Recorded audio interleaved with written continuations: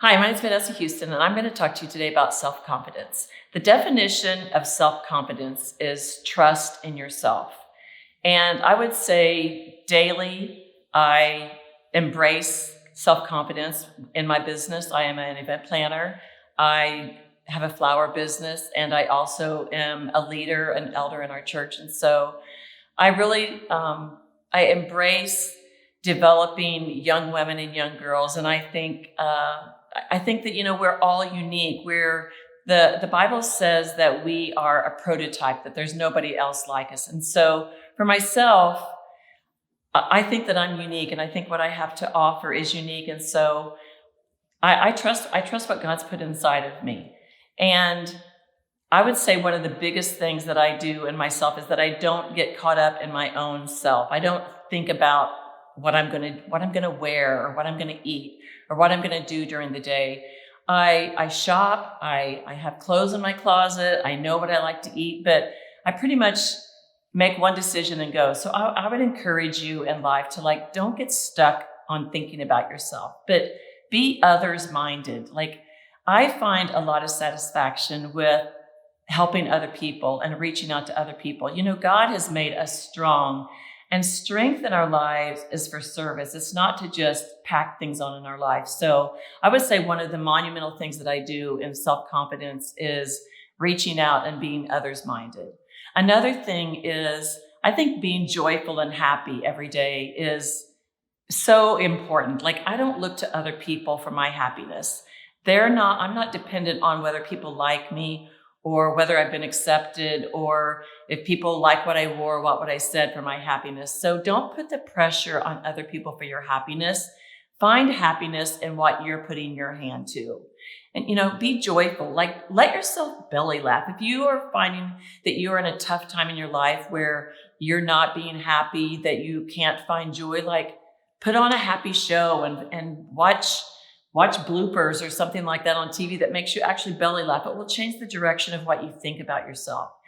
So, that's another thing. So be joyful, be thankful for what you've been given in your life. I mean, that's very important to me, that I reflect on the things that God has given me. I have a wonderful husband. I've been married 43 years. I have 3 children. They're married. I have grandchildren. I have wonderful friends. So I'm thankful. So reflect on that every day about what you do have, what you have in your mind, what you have in your hands. Another thing is don't get stuck in comparison. Don't compare what other people have that you don't have. But, along the same lines of being thankful, just don't compare. It's a thief, killer of your joy when you compare yourself.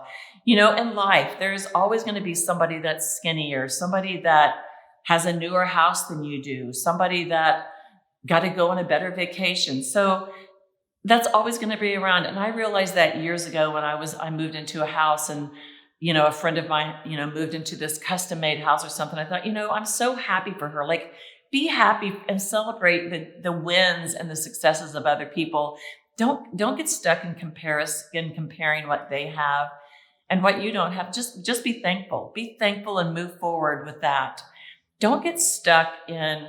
Another thing would be, don't get stuck in a moment of a failure that you have. Don't rehearse your failures or something that you wore, something that you said that you think, oh my gosh, I made a fool of myself. Don't get stuck there. I always tell my kids when I was rearing them, be a duck and let things slide off your back. So don't get stuck in a moment, but move forward and find happiness in what you have done, and build off of the things that you think you maybe didn't hit 100% or something, but build off of things that you didn't get right. And the next time, give yourself a pass. Give other people a pass in your life, and just don't do comparisons.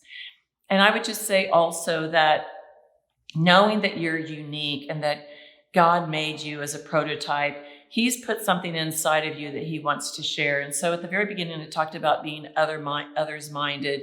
And that's something that I used a lot in rearing my children. Rather than getting stuck on what I need or what I want, I find value in other people. And that actually is very confidence building. I think you actually have to have a lot of confidence to reach outside of yourself and care and take care about it and care about other people. So when my children were young, when they wanted things and they wanted to give me lists for birthdays, or, which of course we bought them presents and all that. I'm not saying we didn't do that, but I always brought them back to be others minded. Like, what can we do for other people? It's amazing in life when you know that, your house or your clothing or whatever fades away or whatever, what you have done and invested in other people, you'll never be sorry for. And it actually makes you feel really good about yourself. And when you feel really good about yourself, it builds your confidence. So one thing I said at the beginning too was strength is for service. And so when you serve other people, find value in other people, you actually get stronger yourself. So my challenge to you is look beyond the doors of your own house and reach out to other people, and you'll find a lot of strength and satisfaction in that.